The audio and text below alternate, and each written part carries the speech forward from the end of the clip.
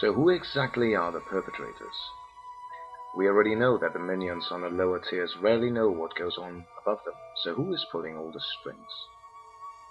We have first and foremost the major banking cartels. The majority of these fall under the hierarchy of the Rothschild dynasty, a family that collectively owns more than half of the planet's wealth. The direct minions would be the likes of the Rockefellers and the DuPonts, as well as the Bushes and the likes of Rupert Murdoch, to name a few. Many of our politicians, high as well as low profile, are in their pockets, be this through blood ties or financial lobbying. The Council on Foreign Relations, the Trilateral Commission, the United Nations, NATO, as well as the Federal Reserve Bank, and all Secret Service agencies are all part of this deception.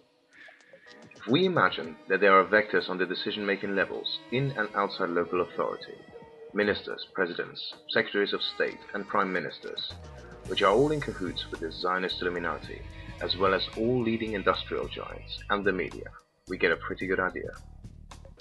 The government on the lower levels, local councils and the like, actually believe that they are serving a benevolent system with people's welfare at heart.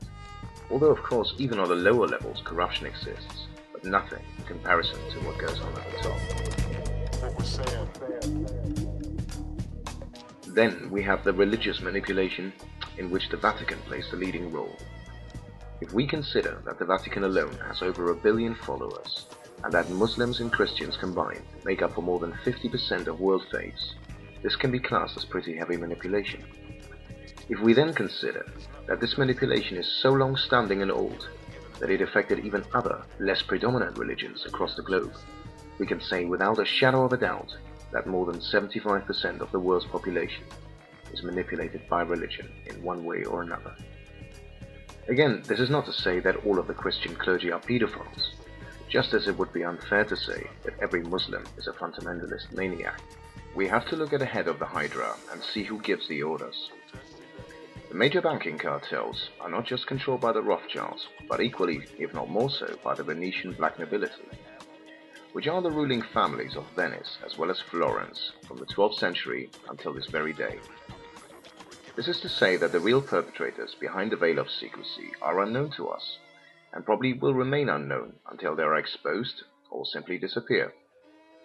It is fair to say, though, that the people behind the scenes of the public eye are likely to be either alien or contain some alien DNA, as well as it is likely that these creatures are hundreds of years old.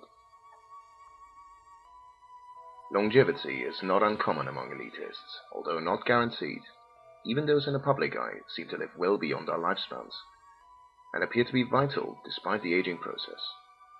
You can research this yourself. Most of the Rockefellers lived over 90 years, some over 100, and David Rockefeller himself is 95 years old and still active. Most of the German Nazi scientists who were brought to the US under Project Paperclip lived very long lives, some again over 100 years, and Edward Bernays himself was born in 1891 and did not pass away until 1995. This is due to the fact that these people hold all the keys to longevity and have access to pure and non-toxic food and remedies.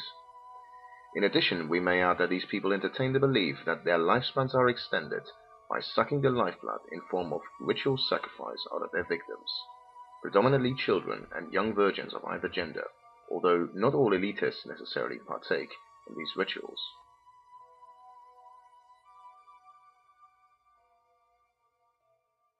Let us never tolerate outrageous conspiracy theories. Conspiracy theories. Conspiracy theories. Conspiracy theories. I have had one of the biggest experiences in the laundry of terrorist money and of funny money that anybody's had in the city. I've handled billions of terrorist money. Billions of terrorist money.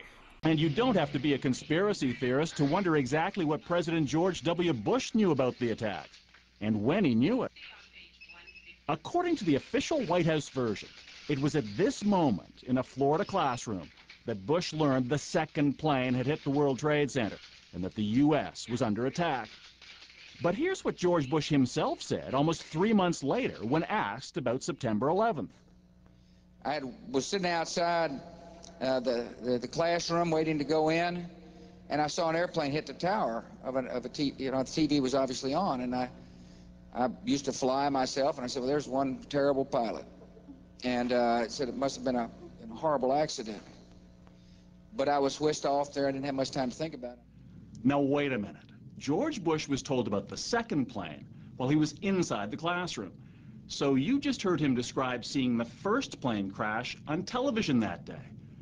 But that's impossible. No one saw the first plane crash on TV on September the 11th because the videotape of it didn't surface until the next day.